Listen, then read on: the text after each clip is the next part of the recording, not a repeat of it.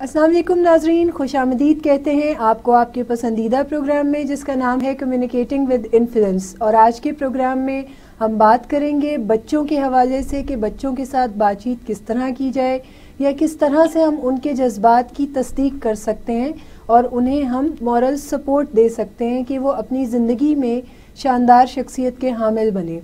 और इस मौजू के ऊपर हमारे साथ बात करेंगे एक्सपर्ट के तौर पर सर जाफ़र अली।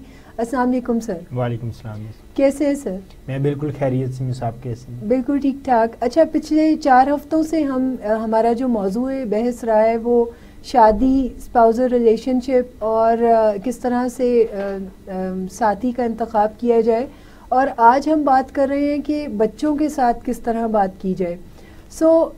आपकी जो एक्सपर्टीज़ हैं इस हवाले से, जो कम्युनिकेशन के हवाले से हैं, मैं चाहूँगी आप थोड़ा सा इस चीज़ का भी रेफरेंस दें कि बच्चों के हवाले से कोई ऐसा कंटेंट भी आप शेयर करें, कोई ऐसी कुछ किताबों के नाम भी हमें हमारे इस प्रोग्राम में शेयर करें कि जिन किताबों का हवाला आप दे सकें और हमारे नाजरीन के पास भी वो एक रेफरेंस हो और वो भी अपने फ्री टाइम में उन किताबों से फ़ायदा उठा सकें।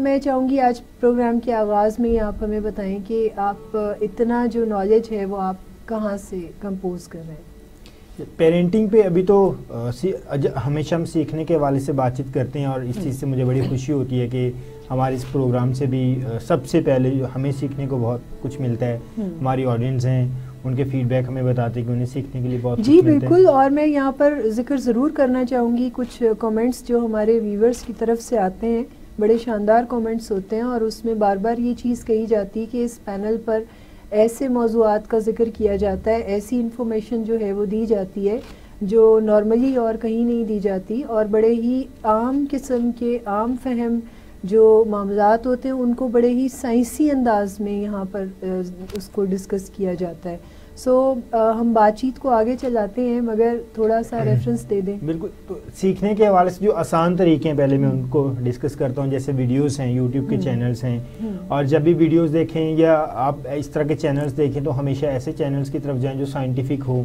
इनके पीछे कोई नॉलेज हो। जैसे बहुत सारी बुक्स समरीज शेयर हो जाती हैं। सीकन एक यूट्यूब पे चैनल है, एक एस्प के नाम से चैनल है, एक पेरेंटिंग के नाम से चैनल है। तो आप वहाँ पे जाएंगे तो आपको बुक्स मिल जाएंगी ऐसी, और उनकी समरी बनी हुई आपको यूट्यूब पे मिल जाएगी। एक तरीका ये। दूसरा तरीका ये है, अगर आपको कोई प्रॉब्लम आ रहा है तो आप प्रॉब्लम यूट्यूब पे या गूगल पे लिख के सर्च करें। ये इससे बड़े अच्छे अच्छे सोल्यूशंस आपको मिल जाएंगे, आर्टिकल मिल जाएंगे। अब अगर आप इंटेंस लेवल पे रीड करना चाह रहे हैं, या जिस तरह से हमारा एक प्रोफेशन है कंसल्टेंसी में, आपको बहुत ज़्यादा ऐसे पेरेंट्स के साथ बातचीत करना होती है जिनको बच्चों के हवाले से बड़ी प्रॉब्लम्स आती हैं, तो कुछ बुक्स हैं जो पेरेंटिंग के हवाले से, जिनमें 1 मिनट मैनेजर में 1 मिनट फादर, 1 मिनट मदर, ये 2 बुक्स हैं, ये बहुत शानदार हैं। कम्युनिकेशन के हवाले से जब हम बात करते हैं तो वैलिडेशन की एक बुक है, उसमें एक आर्टिकल चैप्टर है कि बच्चों के साथ, टीनेजर्स के साथ, अडल्ट के साथ, स्पाउसल के साथ, जो कि हम प्रोग्राम में भी शेयर करते रहते हैं और जो कि बैकबोन भी है हमारे इस प्रोग्राम की। असर्टिवनेस के प्रोग्राम्स हैं कम्युनिकेशन करने के हवाले से बच्चों के साथ, कि आप कैसे बच्चों को नो कहना सिखाएं और कैसे बच्चों को नो कहें। रैंडी जे पीटरसन की बड़ी अच्छी बुक है असर्टिवनेस पे। असर्टिव लाइफस्टाइल के नाम से एक बुक है, how to talk with kids they will listen and how to listen that kids will talk, ये एक बुक का नाम है। ये बड़ी शानदार बुक है।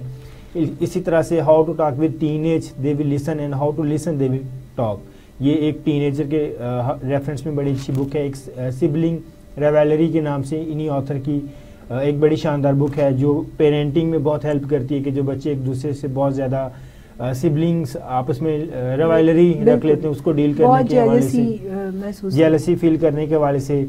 आप उसके बाद बच्चों के हवाले से स्पेशली जैसे ट्रांजैक्शनल एनालिसिस के हवाले से, अगर आप थेरेप्यूटिकल बच्चों को डील करने के हवाले से सीखना चाह रहे हैं तो ट्रांजैक्शनल एनालिसिस जो बड़ों के साथ भी बड़ी हेल्प करती है, बच्चों के साथ भी बड़ी हेल्प करती है।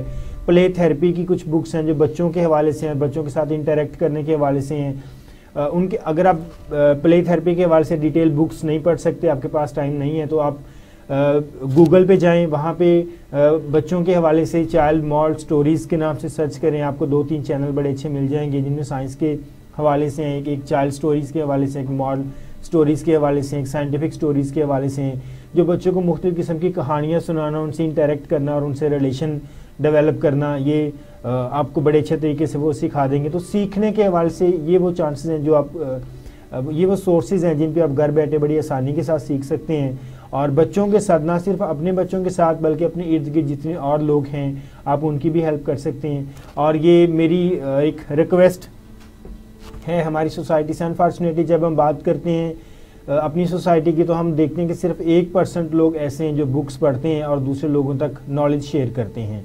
तो हमारी सोसाइटी में जितनी भी हम ये तरक्की देखते हैं, साइंटिफिक प्रोग्रेस देखते हैं, तो ये वो 1% रीडर्स हैं जो बुक्स पढ़ते हैं और फिर दूसरे लोगों तक शेयर करते हैं। अगर हम इनकी तादाद को बढ़ा दें, मतलब अगर हम सारे लोग कुछ ना कुछ पढ़ना शुरू कर दें और उस पर फिर अमल करना शुरू कर दें, तो फिर हमारी ज़िंदगी और ज़्यादा आसान हो जाएगी। फिर उन 1% लोगों से बर्डन ज़्यादा पे शेयर हो जाएगा, ज़्यादा की ओपिनियन आना शुरू हो जाएगी। ये एक ऐसी हैबिट या कल्चर डेवलप हो जाएगा जो हमारी सोसाइटी में बच्चों में लीडरशिप क्वालिटीज़ पैदा करना शुरू कर देगा और हम प्योरली जेन्युइन लीडर्स पैदा करना शुरू कर देंगे। बिल्कुल, बहुत खूब, बहुत ही शानदार। इस पे जिम रॉन की बड़ी अच्छी एक स्टेटमेंट है, all great leaders are great readers, कि जितने भी दुनिया में बड़े बड़े लीडर्स हैं वो सारे रीडर्स हैं। तो पढ़ने की आदत अपनाना, इसमें ज़रूरी नहीं कि आप घंटों बैठ के पढ़ते रहें। आपकी ज़िंदगी में जो भी मसला चल रहा है, ख़ासकर पेरेंट्स आजकल बहुत ज़्यादा कंप्लेन करते हैं कि ये टेक्नोलॉजी का दौर है, ये एडवांसमेंट आ गई इतनी ज़्यादा, बच्चों को कौन सी चीज़ों से रोकें, कौन सी चीज़ों से मना करें तो कैसे करें। अगर वो मना करते हैं तो फिर वो बच्चे मना नहीं होते, अगर मना होते हैं तो उनके रिलेशंस ख़राब हो जाते हैं। तो ऐसी बहुत सारी प्रॉब्लम्स हैं। हम अपनी प्रॉब्लम्स को खुद बड़े अच्छे तरीके से हैंडल कर सकते हैं। और वो लोग तो खुशकिस्मत हैं जो पढ़ सकते हैं, जिनके पास इंटरनेट के सोर्सेज हैं। तो आप खुद से रीड करना शुरू कर दें, खुद से अपने मसाइल को हल करना शुरू कर दें और हल की तलाश में निकल पड़े, तो बहुत सारे मसाइल आपको बड़े आसानी से हल हो जाएंगे। और सिर्फ ना अपने मसाइल बल्कि इर्द गिर्द और बहुत सारे ऐसे लोगों के मसाइल, ये जो मसाइल सोशल लेवल पे होते हैं, ये सोशल इवेंट्स होती हैं, ये बड़ी कॉमन होती हैं। हर दूसरा तीसरा पर्सन, ये दूसरा तीसरा घर इनमें से सफ़र कर रहा होता है। तो आप अपने इर्द गिर्द और बहुत ज़्यादा लोगों की मदद कर सकते हैं। तो अपनी मदद और दूसरों की मदद करने के जज्बे से सीखना शुरू कर दें तो ये चीज़ बड़ी मदद करेगी। बिल्कुल, बहुत ही शानदार स्किल्स जो हैं वो आपने बताए हैं जाफ़र साहब। और यहाँ पर मैं रेफरेंस देना चाहूँगी कि आज जब मैं प्रोग्राम के क्वेश्चंस देख रही थी, क्योंकि हम अपने हर प्रोग्राम में ही अपने नाजरीन को एक ऑफ़र देते हैं कि वो सवालात करें और हम उनका जवाब भी देंगे। सो मैं ऐसे क्वेश्चंस को इकट्ठा करी थी, तो एक कमेंट मेरी नज़र से गुजरा जो कोई आपसे ये पूछ रहा था कि आपको किस चीज़ ने एक्सपर्ट बनाया। तो मुझे ऐसे लगता है कि उस क्वेश्चन का जवाब भी आज आपने दिया कि कौन सी ऐसी चीज़ है जिसने आपको एमिनेंट बनाया, आपको एक्सपर्ट बनाया है। वो बिलाशुबा आपकी मेहनत है और आपकी रीडिंग है, और जिसने आपको एक आम माहिर नफ्सियात से एक एक्सपर्ट के तौर पर इंट्रोड्यूस कराया और आप लोगों को मदद फराहम कर रहे हैं, जो कि अपने तौर पे एक बड़ा अजीम काम है जो आप कर रहे हैं। बहुत शुक्रिया आपका, आपकी अप्रिसिएशन का। मैं यहाँ पे ऐड करना चाहूँगा, एक मेरे मेंटोर हैं, उनसे बड़ी अच्छी मैंने बात सुनी। हम मोस्टली इंफॉर्मेशन को और विजडम को थोड़ा सा कंफ्यूज कर देते हैं।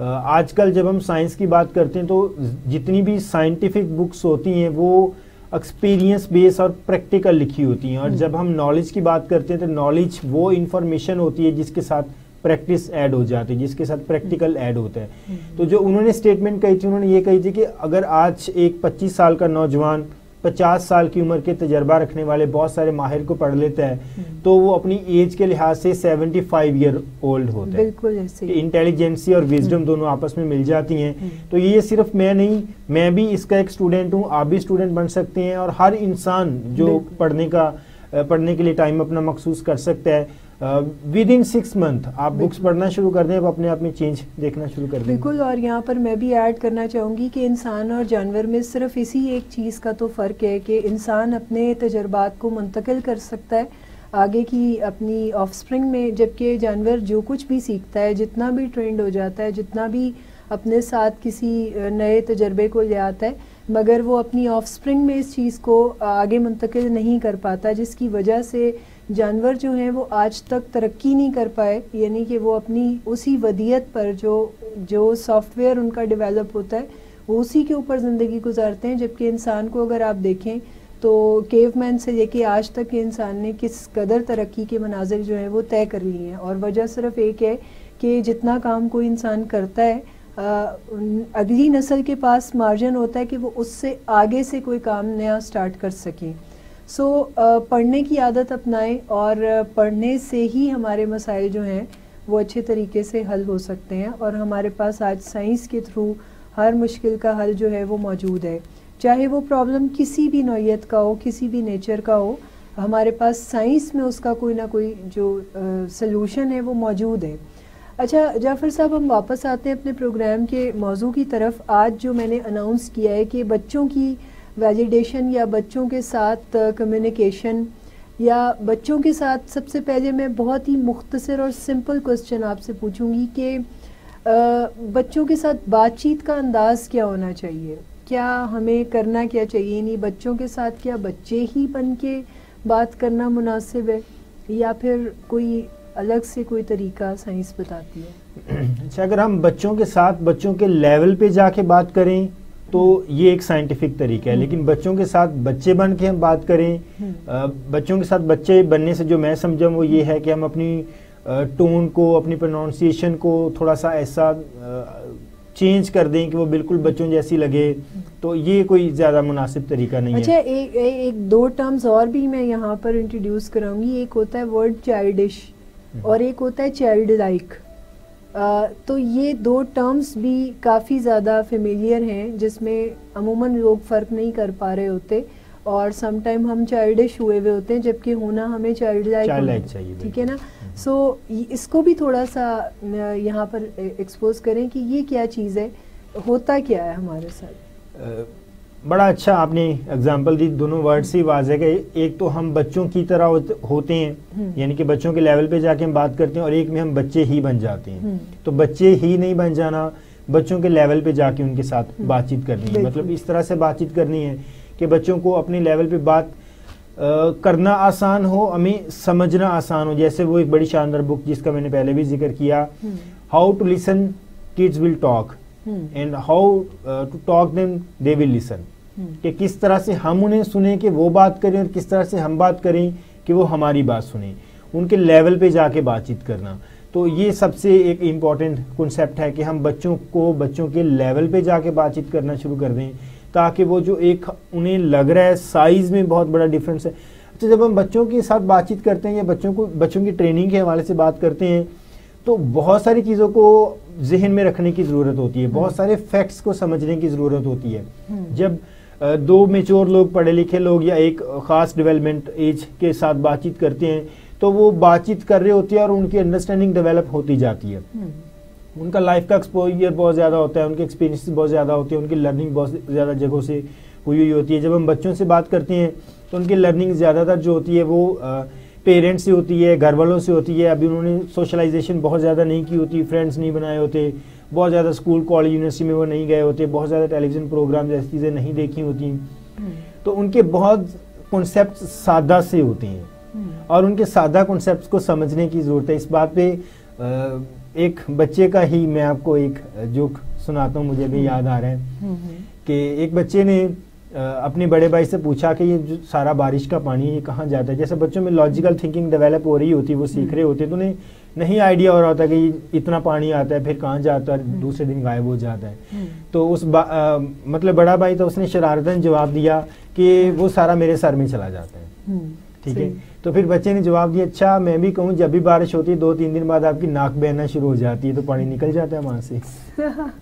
सही। मतलब उनके कॉन्सेप्ट इतने सादा होते हैं, उन्हें नहीं समझ आ रही होती। आप जिस तरह से लॉजिक बनाना शुरू कर देंगे वो उसी तरह से समझना शुरू कर देंगे। सही। ये जोक सुनाने का मेरा पर्पस ये था कि जब भी बच्चों को टीच करें तो राइट टीच करें, जब भी बच्चों की ट्रेनिंग करवाएं, प्रैक्टिस करवाएं तो परफेक्ट प्रैक्टिस करवाएं, ताकि उनको लॉजिक बनाने में, उनको प्रैक्टिस करने में, उनकी ट्रेनिंग में कोई फॉल्ट ना रह जाए। जैसे यूजली बच्चों की तरह होने की अब हम बात करते हैं तो जैसे बच्चे एक तोतली सी जुबान में, जिसे आर्टिकुलेशन भी कहते हैं, उसमें बातचीत कर रहे होते हैं तो पेरेंट्स भी वैसे बात करना शुरू कर देते हैं, बड़े भी वैसे बात करना शुरू कर देते हैं। तो बच्चे ये समझते हैं अच्छा ठीक है ऐसे ही काम चल रहा है, ये कोई बड़ा आसान सा तरीका है, तो फिर वो सीखने की तरफ नहीं जाते, वो बड़े लंबे 6-7-8 साल तक। फिर इवन के कुछ बच्चों को स्पीच पैथोलॉजिस्ट की जरूरत पड़ जाती है, फिर उसके बाद उनकी ट्रेनिंग करवाई जाती है, फिर आर्टिकुलेशन और ऐसे मसाइल बेहतर किए जाते हैं।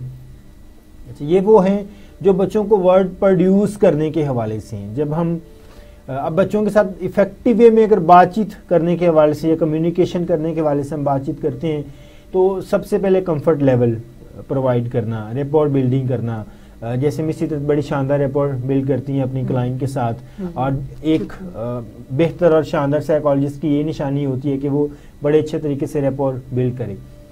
रेपोर बिल्ड करने के हवाले से मैंने एक बुक में मैं पढ़ रहा था, बड़ा शानदार एग्जाम्पल था कि उन्होंने कहा कि आपने ज़िंदगी में कभी कोई ऐसा थैला जिसकी पैकिंग हुई होती है, जैसे हमारे पास आटे का थैला या चीनी का थैला आता है और जिसके ऊपर सिलाई होकर पैकिंग हुई होती है, तो वो आपने खोला। तो बात करने का उनका पर्पज ये था कि अगर आपने वो खोला है तो आप रेपोर बिल्डिंग को अंडरस्टैंड कर लेंगे। सही। अगर तो आप उनमें से कोई एक ऐसी नोट को पकड़ पाते हैं, ठीक है, और उसके बाद आप उसे खींचते हैं और वो सारे का सारा बड़ी आसानी से खुल जाता है। यानी आपके सिर्फ एक खींचने से वो सारा जो गिराहे हैं जो उसकी वो खुलती चली जाती है। बिल्कुल, ये रेपोर बिल्डिंग है आपकी रेपोर डेवलप होगी। लेकिन अगर आप वो सही गिरा को नहीं पकड़ पाए, रेपोर डेवलप नहीं कर पाए, तो आपको एक एक गिरा काटनी पड़ेगी, मजा भी नहीं आएगा, जगह जगह से थैला खराब भी हो जाएगा और उसमें अजीब सही एक आपको भी बड़ी उलझन और कोफत होगी। अपनी लाइफ में जितने भी हमारे रिलेशंस हैं, खासकर बच्चों के साथ जो रिलेशंस हैं, जब आप रेपोर डेवलप कर लेते हैं, बच्चों के साथ अपना रिश्ता इतना मजबूत कर लेते हैं कि जब वो बात कहते नहीं और वो ये कहते हैं कि अच्छा मैं ना भी कहूँ तो ये मम्मा समझ लेती हैं, पापा समझ लेते हैं, फलां मेरी बात समझ, बच्चे आपको कहते नजर आएंगे, आपको नहीं समझ आनी, मेरी मामा फौरन समझ लेती है, मेरी मामा को पता है मुझे क्या चाहिए, खुद कह रहे होते हैं पापा को पता है मुझे क्या चाहिए। ये वो उनकी रेपोर बिल्डिंग है, ये वो रिलेशन है जिसमें उन्होंने अपने आप को बच्चों के साथ इतना स्ट्रांगली कनेक्ट किया हुआ है, मतलब कम्युनिकेशन चैनल इतने स्ट्रांग बनाए हुए हैं कि वो सिग्नल्स भी कैच कर रहे हैं एक दूसरे की। बल्कि मैं आगे चल के आपसे इस हवाले से भी ज़रूर क्वेश्चन पूछना चाहूँगी कि समटाइम हम अनस्पोकन वर्ड्स को भी जांचना बड़ा ज़रूरी होता है कम्युनिकेशन में, कनेक्टिविटी को स्ट्रॉन्ग करने के लिए। तो मैं बच्चों की बॉडी लैंग्वेज के बारे में भी आपसे क्वेश्चन करूँगी, लेकिन अभी मैं जानना ये चाह रही हूँ कि हम उनके एक तो ये कि कम्युनिकेशन बनाया किस तरह जाए उनके साथ, और फिर उनके जो इमोशंस हैं या उनकी फीलिंग्स हैं उनको रिस्पेक्ट कैसे दी जाए, क्योंकि मेरे पास कुछ इनबॉक्स में क्वेश्चन भी इस किस्म के आए हुए हैं जिनके बारे में मैं आगे चल के आपसे बात करूंगी। तो पहले हम इस चीज़ के ऊपर आपका नज़रिया जानना चाहते हैं कि बच्चों के जज्बात की वैलिडेशन कैसे की जाए, कैसे उनके जज्बात की तस्दीक करें कि जो कुछ वो फील कर रहे हैं, जो भी उनका जज्बा है वो सराहे जाने के काबिल है या नहीं है। तो ये काम फिर इसका कोई क्राइटेरिया भी होना चाहिए। बिल्कुल, इसका क्राइटेरिया भी है। जब हम रेपोर बिल्ड कर लेते हैं, कम्युनिकेशन बड़ी स्ट्रांग, हम कम्युनिकेशन चैनल बड़ा स्ट्रांग ओपन कर लेते हैं, तो फिर एक सिंपल सा क्राइटेरिया जिसे हम फॉलो करते जाएं तो बच्चों के साथ बड़ी आसानी के साथ एक रिस्पेक्ट वाला, उनके इमोशंस को वैलिडेट करने वाला और उनके साथ कम्युनिकेशन को स्ट्रांग बनाने वाला क्राइटेरिया आप कह लें या कुछ पॉइंट्स हैं वो इस तरह से हैं कि जब आप रिलेशन डेवलप कर लेते हैं तो फिर आप बच्चों के साथ बाउंड्री सेट करना शुरू कर दें, आप उन्हें रिस्पेक्ट देना शुरू कर दें। बाउंड्री सेट करने का पर्पज़ ये है कि बच्चों को उनकी लाइफ में ये फील करवाएं कि आप भी कुछ वैल्यूएबल हैं, आप भी वर्थ वैल्यू हैं, आपकी फीलिंग्स मैटर करती हैं, आपकी रिस्पेक्ट है, आपकी अपनी भी एक दुनिया है जो कि डायरेक्टली और इनडायरेक्टली हमसे स्ट्रांगली जुड़ी हुई है। मतलब आप इनफरादी तौर पे भी एक इंसान है और मजमूई तौर पे भी हमारा ही एक हिस्सा है। ये फीलिंग्स बच्चों को कभी भी ना दें कि हम जो कुछ भी हैं वो आप हैं, जो आप हैं वो हम हैं, मतलब मर्ज ना करें। अगर आप बच्चों को मर्ज करेंगे तो उनकी आइडेंटिटी मर्ज होना शुरू हो जाएगी, फिर उनके माइंड में सवाल आएगा कि मैं फिर कौन हूँ, तो उसे सफोकेशन फील होगी, ये वो कोडिपेंडेंसी का एक रिलेशन डेवलप हो जाएगा जो कि एक बड़ा खतरनाक सा रिलेशन है, टॉक्सिक सा रिलेशन डेवलप हो जाएगा। और आप ऑल द टाइम बच्चों के साथ तो नहीं होते, तो बच्चों को अपनी एक अलग से पहचान बनाने में उनको मदद देनी चाहिए। बिल्कुल, जब भी बातचीत करें बच्चों के साथ, अब रिलेशन को स्ट्रॉन्ग करने के हवाले से जब भी बातचीत करें तो गुफ्तगू में पहल करें। गुफ्तगू में पहल करना बच्चों को ये तासुर देता है कि बच्चे आपके लिए इम्पोर्टेंट हैं और आप उनसे बात करना चाहते हैं। Very true. और फिर उनके इंटरेस्ट की बात करें जिन पे वो बात करना चाह रहे हैं। अगर वो मौसम पे किसी एक ऐसी चीज़ पे बात करना चाह रहे हैं तो उन पे बातचीत करें। फिर कुछ और ऐसी, जैसे अभी हमारी सोसाइटी में देखें चाइल्ड अब्यूज़ बहुत ज़्यादा बढ़ता जा रहा है और होम रनवे टेंडेंसीज बहुत ज़्यादा बच्चों में आ रही है, तो रिसर्चेज इंडिकेट करती हैं कि इन दोनों में जो सबसे बड़ी वजह है वो ये है कि कम्युनिकेशन गैप होता है। बिल्कुल ऐसे बच्चे पेरेंट्स बच्चों से बातचीत नहीं करते, जो बच्चे कहना चाह रहे हैं वो पेरेंट्स सुनते नहीं हैं, और जो फिर पेरेंट्स कहना या करवाना चाह रहे हैं वो बच्चे नहीं सुनते, या पेरेंट्स को जो कुछ कहना चाहिए पेरेंट्स वो बात कहते भी नहीं है। बल्कि इसी हवाले से मैं अपने नाजरीन को यहाँ बताना चाहूँगी कि हाल ही में मैंने जो आजकल का मौजू भी है, मौजू बहस भी है कि बच्चों के साथ जो अब्यूज़ का एक दौर जो है वो शुरू हो गया, और हमारे इस दौर में शिद्दत से ये मसला जो है वो उभर के सामने आया है। सो मैंने इसी प्रॉब्लम के ऊपर एक आर्टिकल भी लिखा है, और ये आर्टिकल आप हमारी सदाकत क्लिनिक की वेबसाइट पे जाके इस आर्टिकल को पढ़ सकते हैं। ऐसे तमाम लोग जो अपने बच्चों के साथ उनकी तरबियत में इस किस्म की चीज़ें शामिल करना चाह रहे हैं कि बच्चों को उनकी हिफाजत भी सिखाई जाए, या बच्चों को इतना ट्रेंड किया जाए कि वो इस किस्म की चीज़ों में फंसे ही ना, तो फिर ऐसे में माँ बाप को क्या करना चाहिए। इस हवाले से जो आर्टिकल मैंने लिखा है वो आर्टिकल काफ़ी मददगार साबित हुआ है। सो आप हमारा वो आर्टिकल सदाकत क्लिनिक पर भी देख सकते हैं, और मैं चाहूँगी कि अगर मेरी आईटी टीम सुन रही है तो अगर वो लिंक जो है वो पेस्ट कर दें तो हमारे नाजरीन को मज़ीद आसानी हो जाएगी। अच्छा सर, इसमें मैं जानना ये चाह रही हूँ कि कैसे पता चले कि बच्चा आपके सामने किसी जज्बे का इजहार कर रहा है, तो वो जज्बा जो है हमें उसे वैलिडेट करना चाहिए या नहीं करना चाहिए। कुछ ऐसी बातें भी हैं जो हमारी नापसंदीदा हो सकती हैं और हम चाहें कि बच्चा इस मौजू पे बात ही ना करे। बिल्कुल, ऐसी बहुत सारी बातें हो सकती हैं। यहाँ पे बच्चों को समझने के हवाले से, बच्चों की साइकोलॉजी को जब हम समझें तो जब हम बच्चों की बातचीत करते हैं, पेरेंट्स को जो बच्चे पसंद होते हैं वो इनफैक्ट अबनॉर्मल बच्चे होते हैं।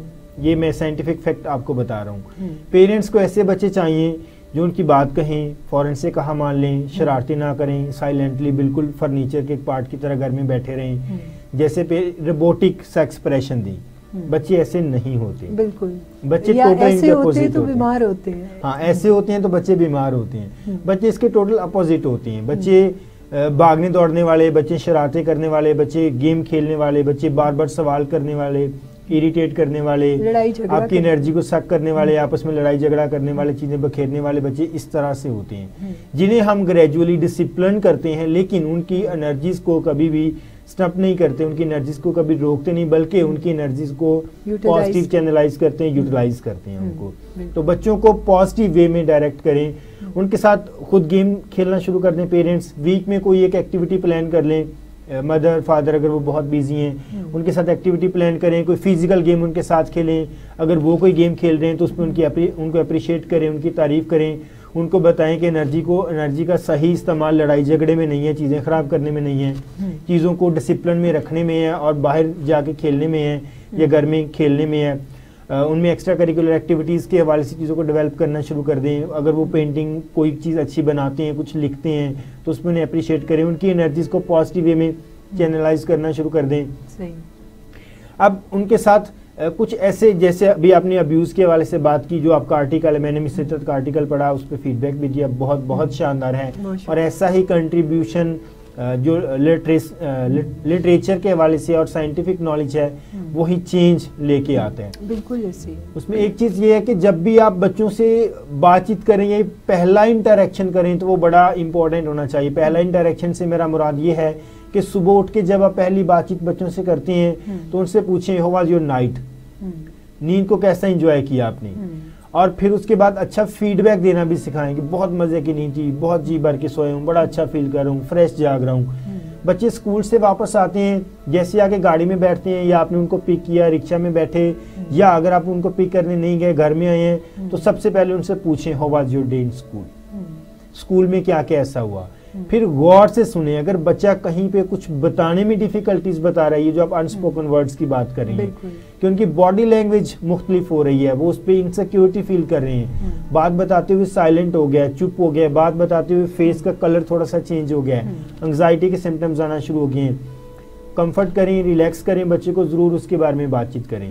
और किसी ऐसे वक्त करें जब वो आपके साथ किसी रिलैक्स वे में आपके साथ मौजूद है, और ऐसे वक्त पे उसे सपोर्ट देने के बाद उससे फिर हकायक जानने की कोशिश करें। बिल्कुल। और अगर उन्हें कोई चीज़ अच्छी नहीं लगी, नागवार गुजरी है, तो एम्पैथेटिक लिसनिंग करें, उनको वैलिडेट करें कि हाँ अगर मैं भी आपकी जगह पे होता तो इतने कम ग्रेड स्कूल्स में आने में तो मुझे भी इसी तरह से परेशानी होती, डिफ़िकल्टी होती और मुझे भी ये शेम फील होती, लेकिन इसका हाल ये है कि नेक्स्ट टाइम ज़्यादा अच्छे तरीके से एफर्ट की जाए, जहाँ पे डिफ़िकल्टीज़ है वहाँ पे हेल्प ली जाए। अगर किसी बच्चे ने उन्हें मारा पीटा है, अब्यूज़ किया है, फिर उनसे बात करें कि अगर ऐसी सिचुएशन में आप होते तो आप क्या करते। बिल्कुल सोल्यूशन उनको दें कि अगर मैं आपकी जगह पे होता मुझे भी बुरा लगता, लेकिन अगर बुरा लगता और मैं फिर बैठ जाता, वो बच्चा फिर मुझे तंग करता, इसका बेहतर हाल है कि मैं फ़ौरन से जाके पेरेंट्स को बताता, जैसे आपने मुझे बताया बड़ा अच्छा किया, मैं अपनी टीचर को बताता, इसका ज़रूर हम कुछ सोल्यूशन करेंगे और फिर सोल्यूशन करें भी।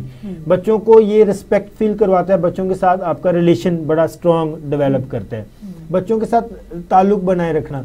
फिर अगर लाइफ में कभी डांट डपट करना भी एक, डांट डपट करने से मुराद ये कि बच्चों को ट्रेन करने के हवाले से कभी आपको सख्त बात करनी है, जिसे क्रूशल कन्फ्रंटेशन कहते हैं, यानी उनकी मर्जी के खिलाफ भी तो आपको जाना पड़ता है ना उनके साथ, तो ऐसे में फिर आप कैसे कम्युनिकेशन करें? फिर उसके लिए एक ऐसा इन्वायरमेंट देख, जैसे अगर बहुत सारे लोग आए हैं और फौरन से बच्चों के ग्रेड्स डिस्कस करना ना शुरू कर दें जो कि पुअर ग्रेड्स हैं, उनमें शेम इंड्यूस ना करें, वो टॉक्सिक शेम में, टॉक्सिक गिल्ट में चले जाएंगे, वो भागना शुरू कर देंगे, उन पे तनकीद ना करें, बहुत ज़्यादा लेक्चर ना देना शुरू कर दें, वो डरना शुरू हो जाएंगे।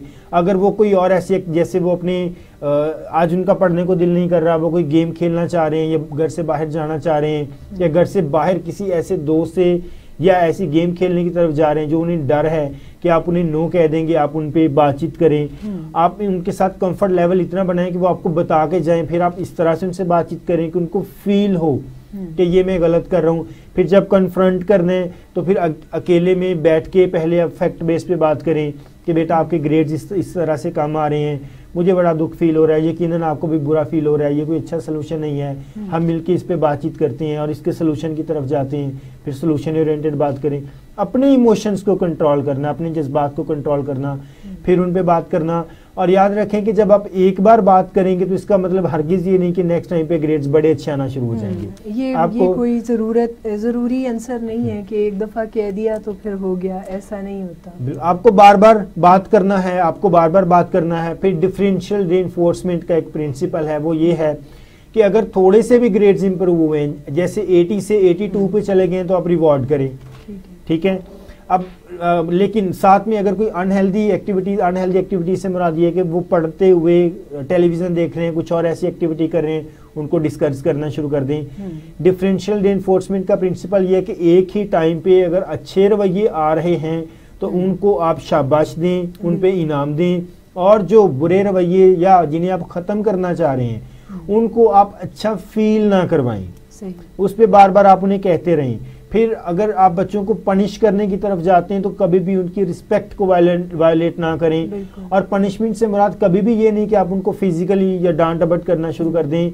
आप बच्चों को अंडरस्टैंडिंग डेवलप करना शुरू कर दें कि अगर ये चीज़ें ख़राब होना शुरू हो जाएंगी तो कुछ ऐसी लग्जरी चीज़ें जो आपको मिल रही हैं, लग्जरी चीज़ों से मुराद ये है कि जिन्हें हम बड़ा एंजॉय करते हैं, जैसे खाना खाने के बाद मीठा खाना बड़ा एंजॉय करते हैं, चाय एंजॉय करते हैं, तो ऐसी कुछ चीज़ें जैसे एक्स्ट्रा पॉकेट मनी है वो रुक जाएगा, कुछ और खाने के बाद ऐसी उनकी फेवरेट चीज़ है वो रुक जाएगी, कोई उनका फेवरेट प्रोग्राम आता है टेलीविज़न पे, फिर आपको उस टाइम में अपनी ये स्टडी की एक्टिविटीज़ करनी होंगी। मतलब उनको सेल्फ अकाउंटेबिलिटी की तरफ लेके आए, बजाय इसके कि उनको उनके एहतराम में कमी करें। मैं इसके हवाले से आगे भी आपसे बात करूँगी सर, लेकिन यहाँ पर टाइम होता है हमारी इस प्रोग्राम में छोटे से ब्रेक का, और नाजरीन ब्रेक पर जाएं मगर वापस ज़रूर ज्वाइन कीजिएगा। सो मिलते हैं ब्रेक के बाद। वेलकम बैक नाजरीन। ब्रेक पे जाने से पहले हम बात कर रहे थे कि बच्चों के साथ किस तरह बातचीत की जा सकती है या कैसे उनके जज्बात को वैलिडेट किया जा सकता है, और इस हवाले से जाफ़र साहब हमें बहुत अच्छे से टिप्स दे रहे थे।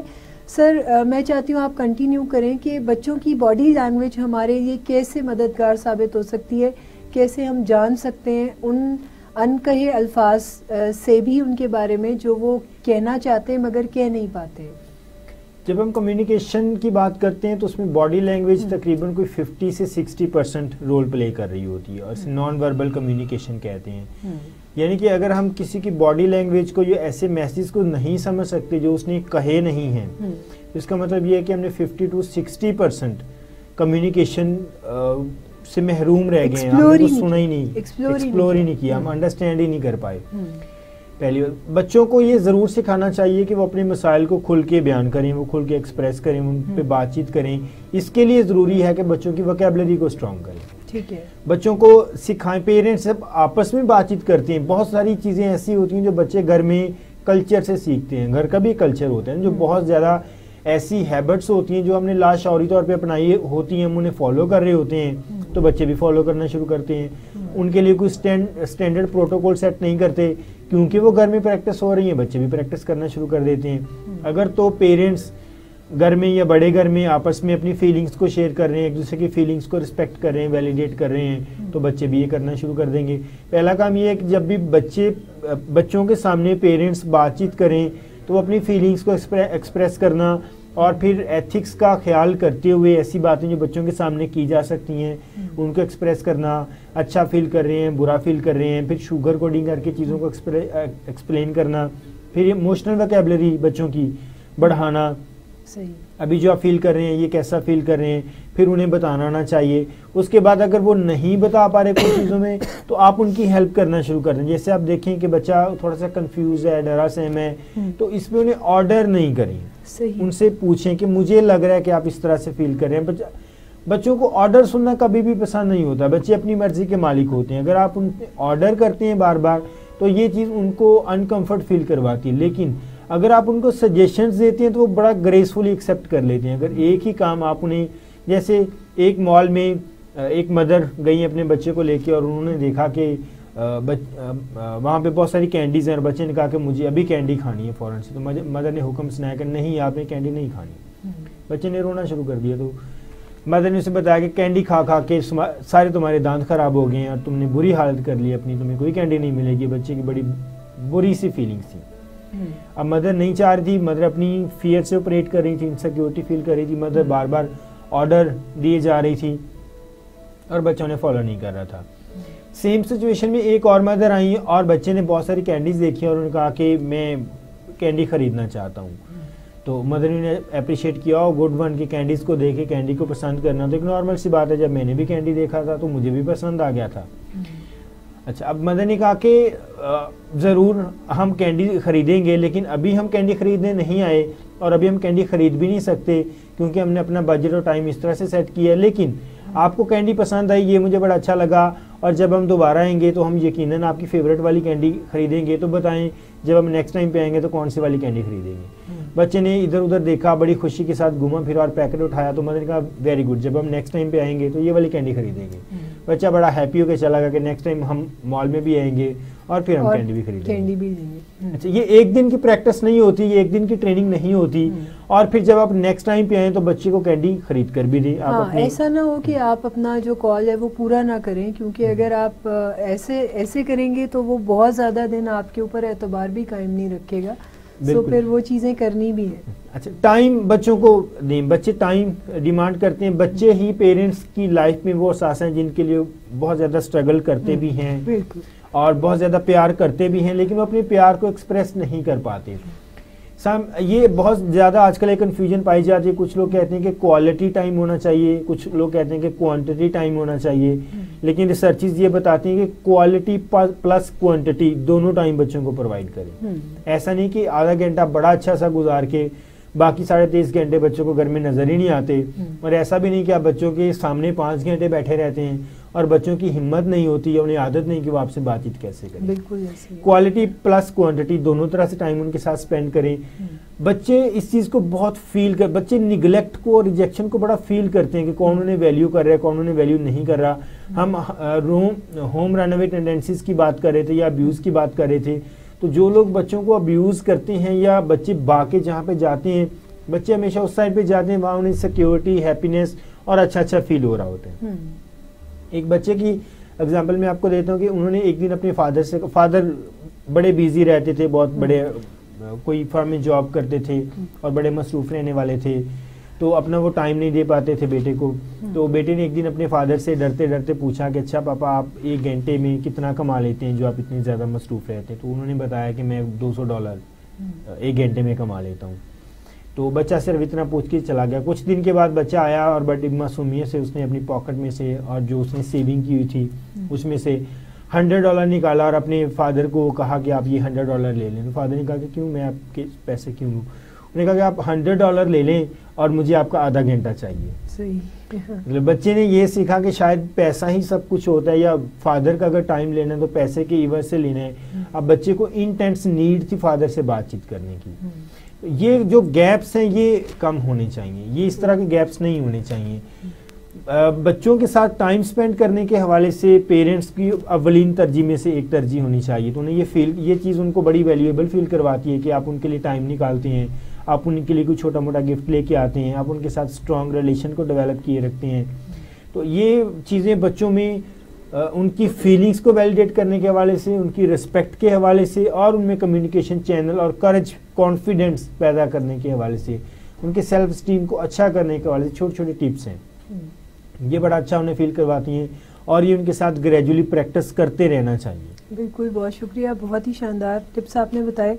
अच्छा, अब मैं बढ़ती हूँ प्रोग्राम का जो हमारा नेक्स्ट पार्ट है, जिसमें हम अपने व्यूवर्स के क्वेश्चंस जो हैं उनको एड्रेस करते हैं। तो आज मैं जो क्वेश्चन पहले आपसे पूछना चाहूँगी वो ज़ारा अली साहिबा ने पूछा है कि बाज़ औक़ात मर्द हज़रात, ये जो हमारा पिछला प्रोग्राम स्पाउसल रिलेशनशिप के हवाले से था, उसमें जो क्वेश्चन है कि बाज़ औक़ात मर्द हज़रात बहुत ज़्यादा ईगोइस्टिक होते हैं और ये जो ईगो है, अना है, ये रिश्तों को अंदर से खोखला कर देती है, बहुत ख़राब कर देती है। तो ख़वातीन को क्या करना चाहिए, अपने इस किस्म के शौहर हज़रात से डील कैसे करना चाहिए जो कि बहुत ज़्यादा ईगोइस्टिक हैं? सेल्फ एस्टीम अच्छा होने में और ईगोइस्टिक होने में फ़र्क है, पहले तो इसे समझना चाहिए। अगर कोई ये कहता है कि मैं बढ़िया ईगोइस्टिक हूँ या मेरी अपनी भी एक दुनिया है, मेरी अपनी भी एक वर्थ है, तो ये अच्छी बात है। लेकिन अगर वो एक ऐसी दुनिया है जिसे दूसरे डिस्टर्ब होना शुरू हो गए और वो उस दुनिया में ज़्यादातर अकेले ही रहते हैं, तो ये कोई अच्छी बात और खुशाइंद बात नहीं है। जब किसी ऐसे पर्सन से, खासकर किसी ऐसे इंसान से हमारा ऐसा रिश्ता डेवलप हो जाए जिसे हमने साथ निभाना हो, जैसे स्पाउसल रिलेशन होता है, मियाँ बीवी का रिश्ता होता है या घर में कोई रहने वाला होता है, और वो कोई लो सेल्फ एस्टीम या ईगोइस्टिक होता है, तो फिर उनके साथ पहली बात ये है कि आप उनको इनसिक्योर फील ना करवाएं। जो लोग ईगोइस्टिक होते हैं वो अपने आप में बहुत ज़्यादा इन्फीरियर फील करने वाले होते हैं, उन्हें छोटी छोटी चीज़ें बड़ी ज़्यादा इन्फीरियर फील करती हैं। अगर वाइफ उनकी थोड़ी सी भी बात नहीं मानती तो उन्हें ये फील होता है कि शायद उन्हें टोटली रिजेक्ट किया जा रहा है। वो इन चीज़ों में फ़र्क वाज़ा नहीं कर पाते कि ये आप उनकी बात से डिसएग्री कर रहे हैं या आप मुकम्मल उनकी ज़िंदगी से डिसएग्री कर रहे हैं। वो छोटी छोटी बातों पे रिश्ते ख़राब करते हुए भी आपको नजर आएंगे। वो आपको बहुत ज़्यादा कंट्रोल करने की भी कोशिश करेंगे, वो बहुत डोमिनेट होने की बात करेंगे, वो बहुत अब्यूज़ करने की भी बात करेंगे, वो अपनी इनसिक्योरिटीज़ की वजह से बार बार रिश्ते को ख़त्म होता हुआ भी फील करेंगे। वो आपसे कभी कभार बारगेनिंग के मोड में भी आ जाएंगे, आपसे कभी कभार माजरत भी करना शुरू कर देंगे, अच्छा इससे ये तो नहीं होगा, रिश्ता एंड तो नहीं होगा। मतलब वो अपने ही तरीके से चीज़ों को डील करने की कोशिश करते हैं। ऐसे लोगों के साथ सबसे पहले बाउंड्रीज सेट करें और अपनी रिस्पेक्ट के साथ कंप्रोमाइज़ ना करें। जितना ज़्यादा आप अपनी रिस्पेक्ट के साथ कंप्रोमाइज़ करते रहेंगे, आप अपनी बाउंड्रीज को वायलेट करते रहेंगे, तो वो हस्बैंड अपनी ईगोइस्टिक पावर के साथ आपको उतना ज़्यादा डीप डाउन करते जाएंगे, आपको तंग करते जाएंगे, आपकी ज़िंदगी को मुश्किल बनाते जाएंगे। आप उनके साथ बातचीत करें, अगर वो आपकी बातचीत नहीं सुनते तो घर में जो लोग भी आपके साथ लेवरेज में हैं, जैसे उनके पेरेंट्स हो सकते हैं या आपकी फैमिली में से कुछ ऐसे लोग हो सकते हैं, आप उनके साथ रिस्पेक्ट के साथ बातचीत करें और इस तरह से बातचीत करें कि वो उनसे बातचीत करेंगे, रिस्पेक्ट को मेंटेन रखना ज़रूरी है। और आप अपनी फीलिंग्स को एक्सप्रेस करते रहें कि जैसे अगर वो आपसे बातचीत मुनासिब तरीके से नहीं करते तो आप उनसे पूछ लें कि मुझे ऐसा तासुर मिल रहा है कि आप थोड़े से नाराज़ हैं, या मुझे ऐसा तासुर मिल रहा है कि आप अच्छा फील नहीं कर रहे हैं। या आप जब इस तरह से बातचीत करते हैं, मुझे अच्छा उस वक्त फील नहीं होता जब आप इस तरह से बातचीत करते हैं, तो आप अपनी फीलिंग्स को गाहे बगाहे उनके साथ बताते रहें और कभी भी उन बाउंड्रीज को वायलेट ना करें कि वो आके आपकी ज़िंदगी को तहस नहस कर दें और आपकी ज़िंदगी को अपने मुताबिक अपनाना शुरू कर दें। इसमें थोड़ी सी डिफ़िकल्टी ज़रूर हो सकती है स्टार्ट में, लेकिन ये आपको स्टैंड लेने में और अपने स्टैंड पे फर्म होने में बड़ी हेल्प प्रोवाइड करेंगे और आप अपनी ज़िंदगी को इंडिपेंडेंट गुजारना शुरू कर देंगे। जब भी रिलेशन में आए हमेशा याद रखें कि आपका एक कंबाइंड सेल्फ है और आपका एक इंडिविजुअल सेल्फ है। कभी भी अपने इंडिविजुअल सेल्फ को कंबाइंड सेल्फ के सामने लेट डाउन ना करें, कभी भी आप उसे हकारत में ना जाने दें, कभी भी आप उस पर कंप्रोमाइज़ ना करें। आप अपनी चॉइस, अपनी फीलिंग्स, आपकी लाइफ है, लाइफ अपने रिलेशन के अकॉर्डिंग और अपने अकॉर्डिंग गुजारना आपका बुनियादी हक है। तो इसके लिए आप एफर्ट करना शुरू करें और इस एफर्ट में कभी भी दूसरों को भी डिसरिस्पेक्ट ना करें। बिल्कुल। और अगर आपको किसी किस्म की मज़ीद मदद की ज़रूरत हो तो हमारे इस प्रोग्राम के ज़रिए आप कमेंट में हमसे जो मुश्किलात हैं उनका जिक्र कर सकती हैं। और यहाँ पर हमारे प्रोग्राम का वक्त तो अब ख़त्म हो रहा है, लेकिन जाफ़र साहब एक क्वेश्चन और है जिसे मैं चाहूँगी कि मुख्तसर सा जवाब आप दे दीजिए। इससे मिलता जुलता ही कोई प्रॉब्लम है, वहाँ पर स्पाउसल रिलेशनशिप में प्रॉब्लम थी और यहाँ पर अरहम मोहम्मद रिजवान साहब हैं जिन्होंने अपना प्रॉब्लम बताया है कि वो दोस्ती को वैलिडेट नहीं कर पाते, यानी कोई भी दोस्ती जो है उनके लिए फ्रूटफुल साबित नहीं होती। जैसे उन्होंने ये बताया कि वो बड़ी इजीली दूसरों पर यकीन कर लेते हैं और फिर धोखा खाते हैं और फिर ऐसा इनके साथ बार बार होता है और उनको ऐसे लगता है कि वो बहुत ज़्यादा वर्थलेस हैं या स्टूपिड हैं क्योंकि उनके डिसीजन जो हैं वो दोस्ती के हवाले से कोई इतने अच्छे नहीं होते।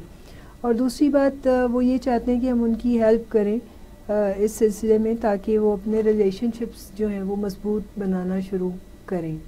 तो क्या करना चाहिए उन्हें?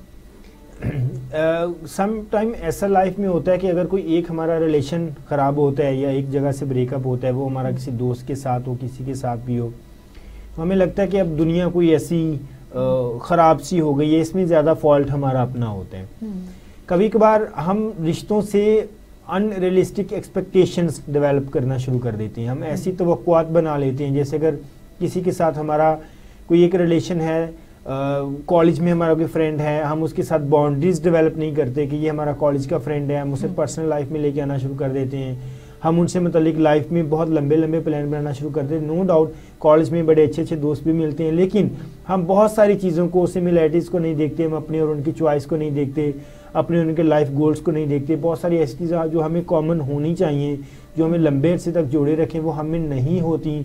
हम उनको अंडर एस्टिमेट कर देते हैं और हमें लगता है कि यही वो पर्सन है जो सारी ज़िंदगी मेरा दोस्त रहने वाला है।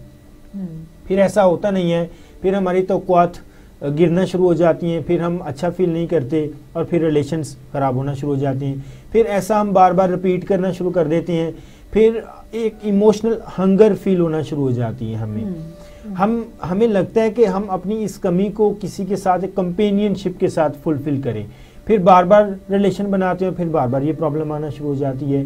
तो जब भी रिलेशन बनाएं या दोस्त बनाएं तो दोस्त ऐसे बनाएं जिनमें आप उनकी इंडिविजुअल लेवल पे रिस्पेक्ट करें, अपने उन पे रिस्पेक्ट करें। उनकी ओपिनियन डिफरेंट हो सकती हैं, चॉइस डिफरेंट हो सकती हैं, लाइफ स्टाइल डिफरेंट हो सकते हैं, लेकिन वो आपके साथ दोस्त हैं और आपने उनके साथ रहना है। उसके बाद क्लासिफिकेशन इस तरह से करना, कुछ लोग ऐसे हैं जो आपके साथ लाइफ में लंबे अरसे तक चलने वाले होते हैं, आप उनके साथ भी खुश रहते हैं, उन्हें आप एक कैटेगरी में रखते हैं। कुछ लोग ऐसे हैं जो आपके साथ कॉलेज यूनिवर्सिटी के फ्रेंड्स हैं, लेकिन उनका साथ आपको पता है 2-4 साल चलेगा, ज़्यादा नहीं चलेगा, ये इतना पुराना है। तो अब वो लोग हैं जिनके साथ आप अपनी लाइफ की बहुत ज़्यादा प्राइवेसी शेयर नहीं करते, कैटेगरी बी में आ गए। फिर कैटेगरी सी में वो लोग आ गए जो आपके वक्ती तौर पर थोड़े अरसे के लिए फ्रेंड्स हैं। समटाइम हमें कुछ लोग ऐसे मिल जाते हैं जो हमें बड़ी आसानी से मैनिपुलेट कर लेते हैं और फिर हम उनके हाथों मैनिपुलेट हो जाते हैं। और कुछ लोग ऐसे मिल जाते हैं जहां हम खुद मैनिपुलेट होना चाह रहे होते हैं। तो काफ़ी हद तक अपने एंड पे काम करने की ज़रूरत है कि हम किस तरह से अच्छे दोस्तों का इंतखाब करें और उनके कुछ चीज़ें जो मैंने अभी डिस्कस की, गोल्स को, उनके जो अचीवमेंट्स हैं, जो हमारे लाइफ में साथ रहने की तवक्कुआत क्या हैं, सिमिलरिटीज़ क्या हैं, इन चीज़ों को देख के और फिर दोस्तों के साथ बाउंड्रीज को सेट किए रखना कि कहाँ तक चलेंगे और कहाँ तक नहीं चलेंगे। इन चीज़ों के हवाले से चीज़ों को देखते परखते रहना। और अगर कोई लाइफ में 1-2 बार इस तरह से हो गया तो इसका मतलब हरगिज ये नहीं है कि लाइफ एंड हो गई है। दोबारा 6 most important decision you will ever make, Sean Covey की बड़ी शानदार बुक है जिसमें टीनेजर्स अपने दोस्त कैसे चुने और कैसे वाले दोस्त सही दोस्त होते हैं। आप उस बुक का ये पूरा एक चैप्टर पढ़ें, ये आपको काफ़ी हेल्प करेगा। कुछ चीज़ें मैंने इनमें से शेयर भी। बिल्कुल, बहुत शुक्रिया जाफ़र साहब। मैं अपने नाजरीन को यहाँ पर बताना चाहूँगी कि प्रोग्राम का वक्त तो चूँकि अब ख़त्म हुआ जा रहा है, लेकिन मदद का ये सिलसिला जारी रहेगा। आप अपने क्वेश्चंस भेजते रहें, हम आपके सवालों के जवाब अपने नेक्स्ट शो में ज़रूर देंगे। और इसी पैगाम के साथ हमें इजाज़त दीजिए कि खुश रहें और खुश रहने दीजिए। अपना ख्याल रखें। खुदा हाफिज़।